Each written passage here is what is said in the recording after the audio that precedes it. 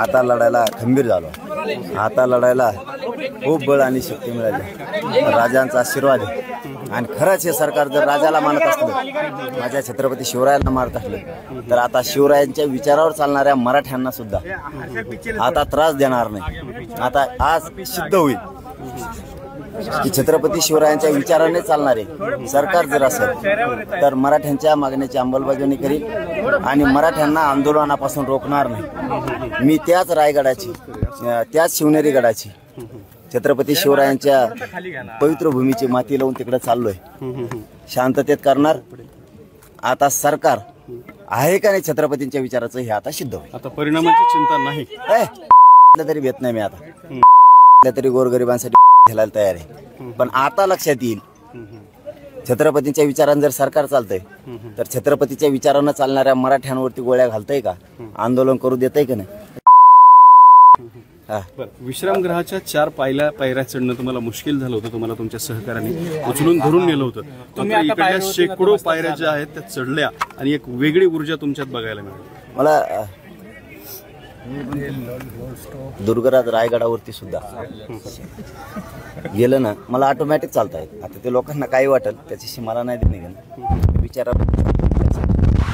छत्रपती शिवरायांच्या मला बळ मिळतं ऑटोमॅटिक. 2-4 पायऱ्या चढलो मी मनाने चढतो. हे सत्य. ही म्हणजे काय अंधश्रद्धा नाही. ही राजांवरती अपार श्रद्धा आहे माझी आणि त्याच्यातून मी ते सिद्ध करून दाखवलेले की आतापर्यंत 3 करोड मराठ्याला आरक्षण पण मिळून दिले. इतकी मोठी शक्ती पृथ्वीतवर कुठंच नाही, ती आपल्या महाराष्ट्रात आहे. शिवनेरी आणि रायगड गडावरती चढताना बळ मिळाला असं म्हणाला. आता याच बळाच्या जोरावरती मुंबईत तुम्हाला सरकारकडनं यश मिळालं असं वाटतं. आता जर ते छत्रपती शिवरायांच्या इतिहासावर चालत असतील, त्या विचारावर चालत असतील, आम्ही सुद्धा तीच माती कांपळाला लावून चाललोय. आता आमची अडवणूक पण होणार नाही जर ते नसतील तर. आणि मागण्यालाही मान्यता देतील आणि ते असतील तर हिंदू विरोधी कोण हे उद्यापासून सिद्ध होईल. तुम्ही म्हटलं की कपाळातल्या माती लावून 1 दिवसाची परवानगी आहे असं सांगण्यात आलंय आणि 5000 लोकांची परवानगी असं सांगण्यात आलंय आणि पाटील यांनी कायद्याची अंमलबजावणी करावी अशी एक जी आहे ती मागणी होती किंवा बोललं जातं. करतोयच ना, कायद्याचीच सगळं पालन करतोय. ते सांगतायत तेच करतो. पण 1 दिवसाचं हा कुठला कायदा आहे? ही कोणचा कायदा आहे? 1च दिवस. आम्ही कायद्याचे नियम बाकीच्या अटी शर्ती सांगा त्या सगळ्या पाळू, हरकत नाही. पण 1 दिवस काय मान्य आहे आम्हाला. 1 दिवस चला दिला शब्द या शिवनेरी गडावरून, मग एका दिवसात अंमलबजावणी पण करा सगळ्या मागण्याची. एका दिवसात बसवणार आणि असं होणार नाही. असं होत नसतं. विनाकारण मराठ्यांची लाट अंगावर घेऊ नका. सरकारच्या हातात परवानगी द्यायचं हे सिद्ध झालं. हो सिद्ध झालंय. 1 दिवसात दिली. अगोदर ते मान्य न्यायदेवतेवर ढकलत होते. ज्या दिवशी त्यांनी 1 दिवसाची परवानगी दिली त्या दिवशी मराठ्यात आणखी नाराजी लाट गेली. यांनी जाणून बुजून कोर्टात त्यांचे सरकारी वकील महाधिवक्ता उभा केले आणि एका दिवसात कायदा ऍक्टिव्ह केला 2025चा कायदा. ते कोणालाच माहित नाही. आणि आम्ही सगळे अर्ज रितसर निवेदन सादर केले सरकारकडे. ते आम्हाला माहितच नाही. कोणालाच माहित नाही. अर्ध्या सरकारमधल्याला माहित नाही. फोन लावले ते तिथले शिपी असतील तेच परेशान झाले. ते म्हणले आता थांबा थोडं, आम्हालाच माहित नाही. असे कित्येक तरी आहेत त्यांनाच माहित नव्हतं कायदा काय. कुणी वाचला नाही, कुणी तज्ज्ञ नाही. आणि आमच्या सगळ्या स्वैराच्याला हरकती घेतल्या. त्या कायद्याला हरकती घेतल्या की नाही काय माहित का त्यांच्याच कार्यकर्त्याच्या घेतल्यात. म्हणजे तुम्ही कायदा एखादा पारित करीत असताना आम्हाला नोटीस नाही की तुम्ही ही परवानगी घेतली. मान्य न्यायदेवता सांगतंय की ही परवानगी नाही तुम्हाला. आणि मग ते अर्ज केला आम्ही. 5000ची जी काही मर्यादा आहे त्याच्या बाबतीत देखील असंच म्हणाल तुम्ही 5000 यायला पाहिजे. हा बघ, तुम्ही आम्हाला कायम शब्द वापरतोय. तुम्ही आम्हाला कायम मागण्याची अंमलबजावणी होईपर्यंत परवानगी द्या. सगळ्या नियमाचं पालनच करणार आहे. आणि आम्हाला मुंबईला कशाला जायचंय? सगळ्या मराठ्यांच्या पोरांना सांगतो, आपल्यावर खूप मोठी जबाबदारी टाकलेली मराठा समाजाने. आरक्षण मिळवायचं. 5000 काय बसले आणि 50 लाख काय बसले. आपल्याला न्याय द्यायचा आपल्या समाजाला. त्या समाजाने आपले घरापासून त्यांनी आपली आशीर्वाद देऊन आपल्याला वाटा लावले. आपल्या पाठीशी त्या गावात सुद्धा उभा आहे. इकडे जर धक्का बी लागला एखाद्या पोराला पुऱ्या राज्यासाठी, मग आपली पण जबाबदारी काय? आज 5000 बसले, उद्या 5000 बसतील. एका दिवशी काय करायचं सगळ्याला जाऊन? तिथून अलीकडचं ग्राउंड आहे त्याच्यावर काही बसतील. पण तुम्ही पायथा तर धरा मराठ्यांनो. संयम धरा यार.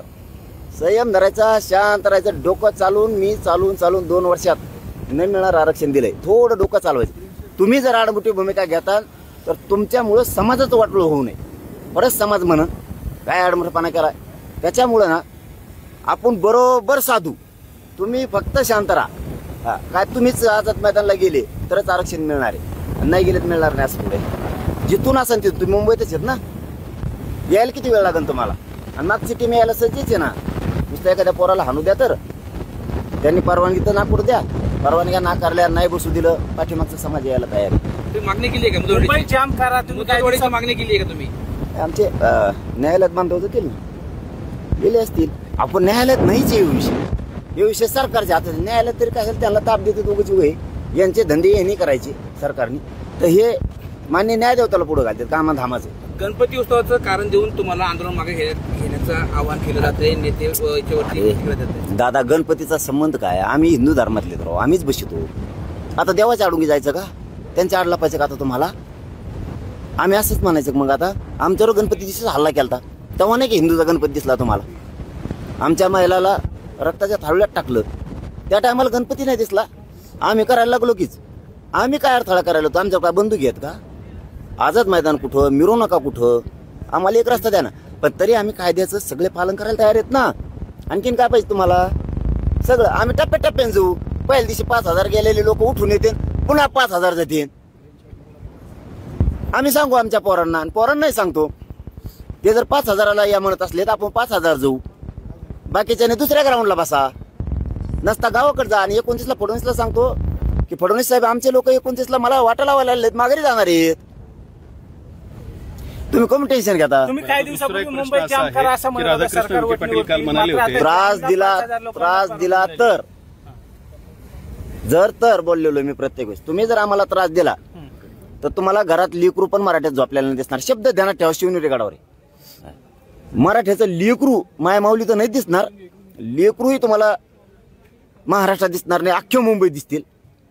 आणि महाराष्ट्रात चाकं फिरणार पण एक नाही. नवीन मुद्दा असा समोर येतोय की विखे पाटील म्हणले की शरद पवार आणि उद्धव ठाकरे हे या आरक्षणावरती बोलत का नाहीत, गप्प काय? खरं तर पाठीमागे जेव्हा लाठीचार्ज झाला हे सगळे झाडून नेते अंतर्वलीत आले, तुम्हाला भेटून गेले. आता जर बघितलं तर त्यांच्याकडून प्रतिक्रिया आता दिसत नाही, ते गप्प असल्यासारखे वाटतं. मलाही कळत नाही विखे पाटील साहेबाचं किंवा देवेंद्र फडणवीस साहेबाचं. ते शब्द देवेंद्र फडणवीस साहेबाचे, विखे पाटील साहेबाचे नाही. त्यांच्या तोंडात घातले असावं ते बोलत नाहीत म्हणून तर लोकांचं सत्तेवर तुम्हाला बसलंय ना. तुम्ही त्यांचा तांगा दामटीदा. चलो, धन्यवाद. चला, लय लांब जायचं आम्हाला.